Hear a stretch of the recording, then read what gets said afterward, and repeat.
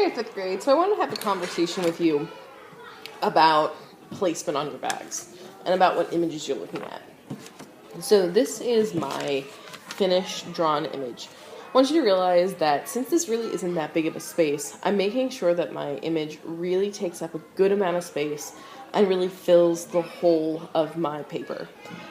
There are little areas where I can add texture to the background, but for the most part, it's filling up the whole space. And it's an enlarged section, it's not just like a floating object.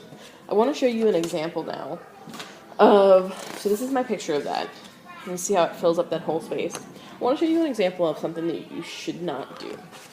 So if this were my paper, I would not want you to do a picture like this. Because most of the time you're going to draw this, and if this were your bag, you're going to try to fit it in there. This isn't nearly as interesting of a picture as it could be. So if you wanted to do an image like this, I would crop it down. And I would maybe just do this as the image.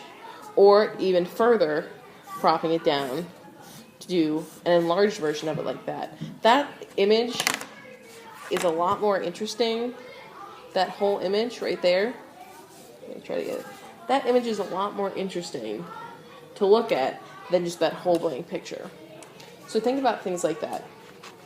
So the next thing I wanted to show you is unrealistic expectations.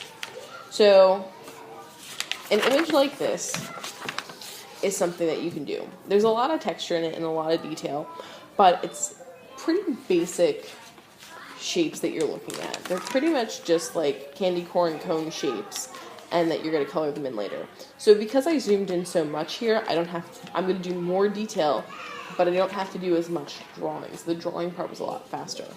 An unrealistic expectation is if you want to do like a cut piece of fruit and you see something that's multiples like this could be an unrealistic picture. So here, let me zoom in for a second and show you what I mean by that. This is going to take you a lot longer to do, and since it's zoomed up, you're going to have to do a lot more work because of all the texture. Now, I want you guys to be doing a lot of texture in these because fruit and vegetables really do have really rich textures that you really want to convey, and that oil pastel will be great for.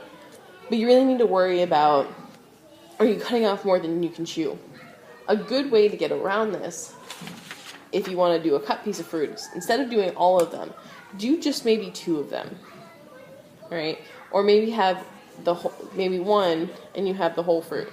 So again, this is one of those images where from far away it's not really filling out the picture. But if I zoom in, this is a much more interesting picture. You can see the nice graining of the table that it's sitting on top of. You can see the nice stippling that's going on back here on the back of the orange.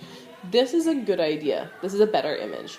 You can also rotate it and play with the positioning, showing more of it, less of the table. These, again, are more interesting pictures than just zoomed out like this. So when you're looking at your images, please make sure you're focusing and paying attention to what you can and cannot do in 2 class periods, how much work you're putting in for yourself, and if you're making a boring picture. Again, you really need to make sure that on that bag, you're filling up your whole space. Alright guys, if you have any other questions, let me know.